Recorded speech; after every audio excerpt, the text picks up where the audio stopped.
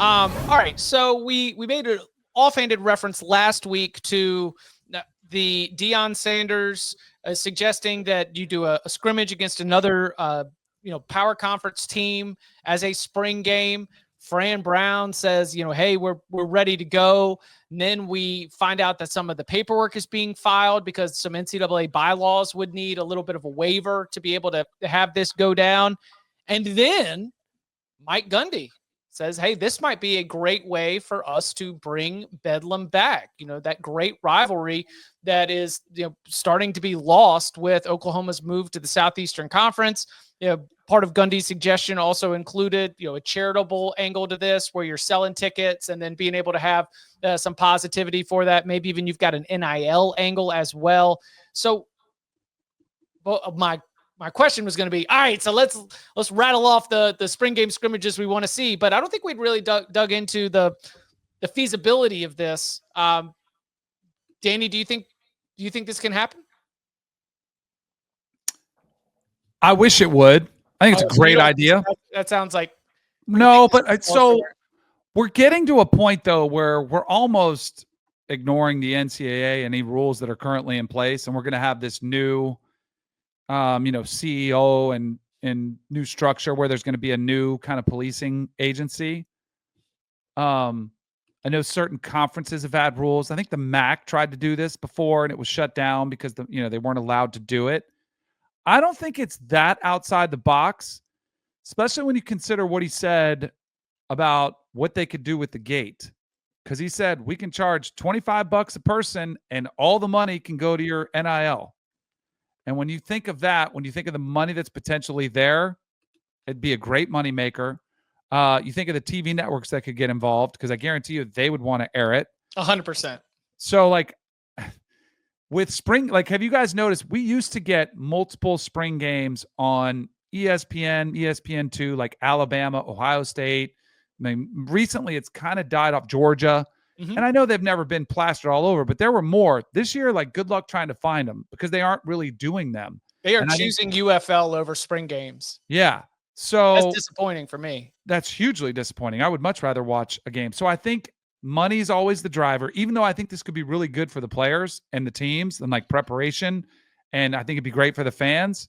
I do think the money that's potentially at stake could make this feasible. Like Deion throwing it out and the Fran Brown will come out for 3 days.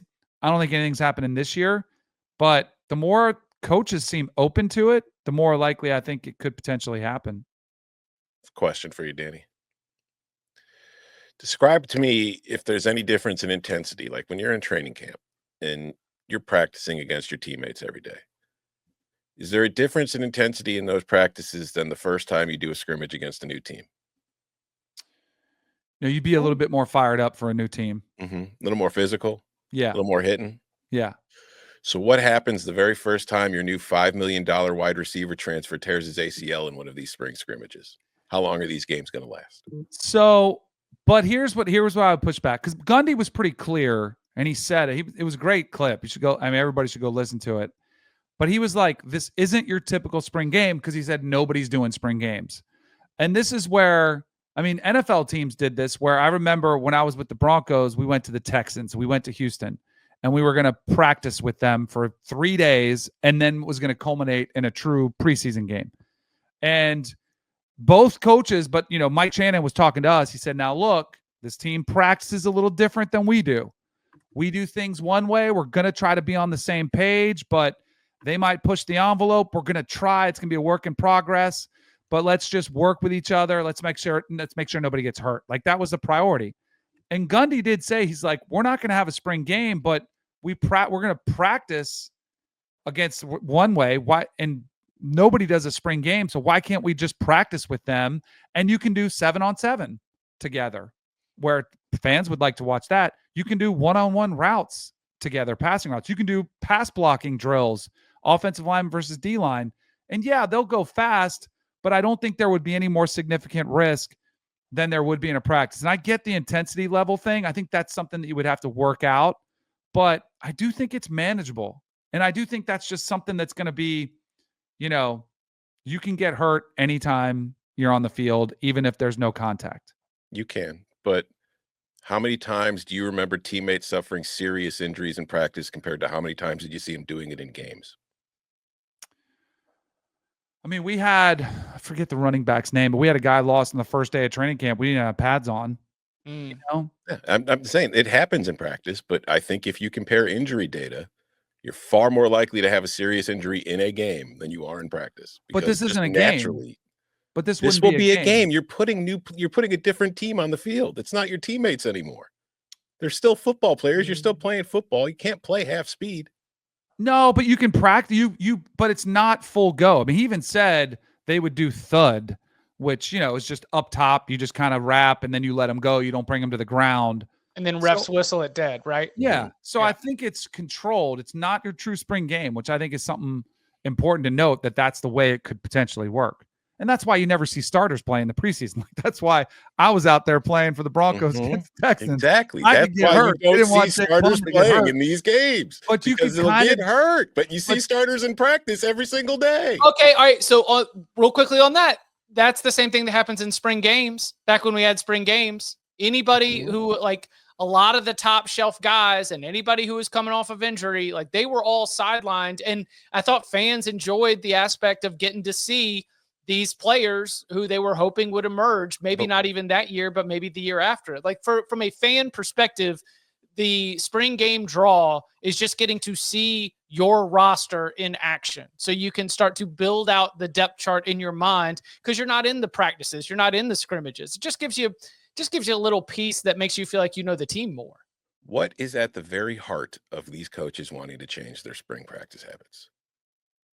What was the cause? What happened to the sport?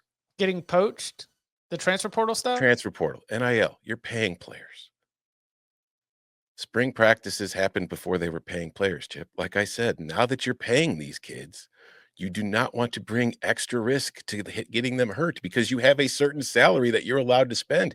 You can't have your $5 million player getting hurt and then replace him with your $500,000 player. It's just not going to work for you. But he can get hurt in a telling you, 7-on-7 the minute there's a serious injury in one of these games, they're not going to want to do them anymore. But God forbid, I don't even want to say a name, but let's just say one of the best receivers in the country who was coming off an incredible freshman season, he could get hurt in running one versus air. Good. But he's more likely to get hurt running against a corner. But his own corner too, though. He could get hurt as against his own corner. For sure. My thing is, I don't think you'll ever see a preseason football game. I don't think you'll see that. But I do think what you could see is quarterbacks wearing red jerseys. They're off on, they can't touch them. You could see, you might even see that receiver wearing a red jersey where everyone else is thudding, but we don't touch that guy. And both players have them. And you can use injuries. Like, they actually had different colors. Quarterbacks were they were green at Florida State. They were red in the NFL, but then there were kind of another blue, maybe, if your colors didn't match. And that player was off limits. You might and you could do half your team if you wanted to, where you're just off limits to contact. You don't touch that guy. Are your offensive linemen and defensive linemen just going to hug? Or are they going to actually play football? No, but they have some of the least risk in some of those where you're just doing pass. Look at the quarterback talking about how offensive linemen and defensive linemen have the least risk. That must be why the offensive linemen are always wearing those braces on their legs, because they're not at any risk to get hurt. But you could do one-on-one pass blocking drills. I mean, they do it at the Senior Bowl, and those players have a ton of risk. That's if you want to do like practices like that where you're just doing drills, okay, that works. But the idea of them playing games, to me, I don't think they're going to play. People want to are you going to tune in to watch Colorado and Syracuse do drills? No. Some people 7-on-7 they would watch. Okay, so Tom, you're talking about the feasibility. Now just put that aside, shut down that part of your brain. Don't you want to see it? No. Okay. What? Do you watch preseason football? No. Yeah. No. Like every year, like I get excited. All right, the Bears are playing their first preseason game. I turned it on 4 plays in. I'm like, this sucks. And I changed the channel. It's pointless. Who are these guys? Yeah. You can't play football at half speed. It is not an interesting sport to watch at half speed. That's why nobody watches the Pro Bowl. And they've spent like the last 10 years trying to figure out a format to get people to tune in to watch. It's not a good product when you're not playing 100%. Mikey brings up a great comment. If we do renew rivalries with these, there ain't no way that they're going half speed. Well, see, but it's not about half speed. It's about full tackle. You know, like it's about tackling. I would be far more worried. You know what I'd be far more worried about than injuries? And I know kids are friendly today, but like the rival, like fights. We see that happen in the NFL. I was thinking Like about that would concern me more than and getting hurt in a fight than in a game or a practice 7-on-7. It'd be, I mean, who was it? The Panthers and Commanders who were fighting like every day. And that would be my biggest concern if I was a coach, you know, especially with the rivalry aspect to it. Like if I had this idea like 10 years ago, and every coach that I asked about it liked it because I wanted to get rid of the FCS games in the regular season. Well, what do you do with the money that they lose? It's like play them in the spring. Have the FCS player practice your spring game against an FCS opponent. Let them take the gate.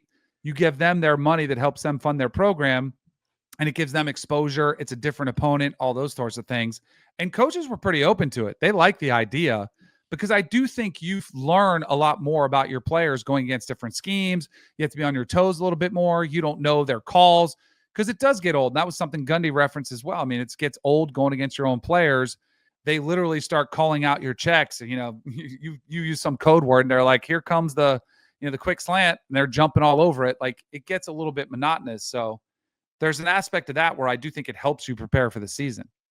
Well, another, and this is obviously it's different coaches with different feelings about all this, but one of the more humorous aspects of this to me is if you go back to Matt Rule saying one of the reasons they want to get rid of spring practice is because it's like a tryout for the transfer portal for coaches to see. So what's the response? Let's schedule games against other teams and put them on television because they won't see them now. I mean, it's just, yeah. The TV networks would love it though, because they could find something to put on a Saturday afternoon in April that's going to get better ratings than what they would automatically put there. If Penn State reached out to Temple and they decided that they're going to go to the link and play a scrimmage to thud, you think that would be interesting? I do. I'd way more want to watch it than Penn State versus Penn State and some, dunk contest and hot dog eating contest at halftime, like where nobody's doing anything. Like, first of all, they're not doing it at the link. There's no way in hell the Eagles are like, sure, yeah, play a spring game on our field. No, but you know what you do?